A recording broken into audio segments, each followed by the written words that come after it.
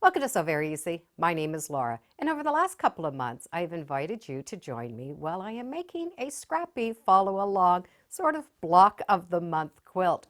Now, this is a mystery quilt, but we're not making blocks. We're going to be making components or portions of the quilt that we're going to be able to put together at the end. I'll put some links in the description so you can get the handouts and see the previous months. Last month, we made 52 of these units and 8 of a scrappy unit, and there were 2 different ways of making those blocks. Well, this month we're only making 24 small blocks or units, so it's going to go together quick and easy. We should have 24 of these 6.5-inch background squares still, and we're going to need 48 of these 4.5-inch squares. And that's all we're going to need for this month's components. A few months back, we did make these units. Well, they're going to be very similar to these units. We are going to have the pieces on one side, but we're also going to put them on the other side. So let's cover some tips on how to sew these and make sure that they stay nice and accurate. We do have our 4.5-inch squares, and they are going to be stitched on the corner and flipped. Stitched and flipped. So the difference is we're having this white piece through the center. Now we could just cut these as different units and then sew them together. But I find starting with the 6.5-inch square, stitching and flipping keeps these blocks accurate. And I do have a bonus project that we're going to be able to use those scraps with at the end of the year. So be sure to hold on to those. So let's work on this block. To keep these blocks accurate, it is important that we do pressing before we even do any of the cutting. I even like to press and starch my fabric and then cut them out. Any little wrinkles or folds will make this block not be 6.5 inches when we're all done. It's important that we start with that 6.5-inch square. Then we have our 4.5-inch squares. Same thing, I feel it's very important that we have our fabric well prepped before we start. I know the fabric comes off the bolt and it looks nice and flat, but I still would recommend pressing it and even starching it or use a starch alternative. Now on all of these blocks, we are going to need to draw a line from corner to corner. If you're going to do that bonus project at the end of the year, I would recommend doing 2 lines while you're here. One is going to be from that corner to corner. The second one is going to be a line a 1/2 inch over, and we only need to do it on one side. And those 2 lines are going to be stitching lines.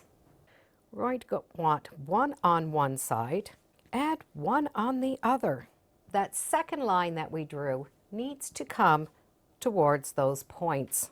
And as you're stitching, you might find this little point wants to shift.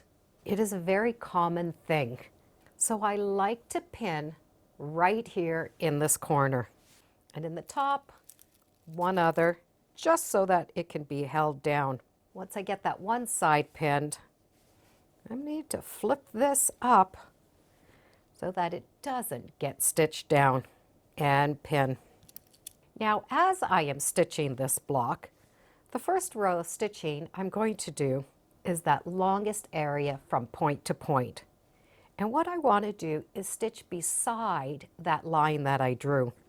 Stitching beside that line, right beside that line, is giving me about 2 threads, which is going to make it fit perfectly when I do flip this over. When we are stitching, the thread does take up space. So if we think about it, we're having thread at the top and thread at the bottom. That thread does take up a very small portion of space, but it does take up the space. So when this is coming to the corner, if we don't give ourselves that little space, the thread space, we will be a little short in these corners. So we need to stitch on the side of that line towards that outside point.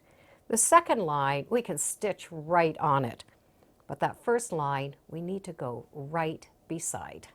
And when we have stitched with just that little bit of difference on that side, when this point comes over and it's pressed, it's exact. That little space was put into consideration so that we don't lose that space up in this corner. Once we're done all of the stitching, I would recommend just pressing those corners. And then we can cut right down the center between those two lines. And that's going to give us a 1/4 inch on each of those pieces. And before you do any cutting, make sure that that smaller piece is the piece you're cutting off.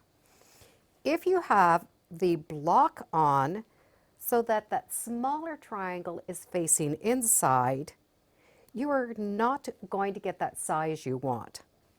You will end up with a tiny little corner like this. So be sure if you're doing that 2 row of stitching, make sure that smaller triangle is coming to that point. And for pressing those seams in the center, I would recommend pressing them towards that inside. So for this month, we need 24 of these 6.5 inch components. If you've stitched those corners off, we're going to have 48 of these little corners that we're going to be able to turn into half square triangles that we can use later on. I do hope you join me June 11th, where we can make another component or another part of the Scrappy Sunshine quilt. Thank you for joining me today on Sew Very Easy. Feel free to subscribe. I'm on Facebook, Instagram, and I do have a newsletter. It's all free under Sew Very Easy. Thanks again for joining me, and be sure to make every day a Sewtacular day. Bye for now.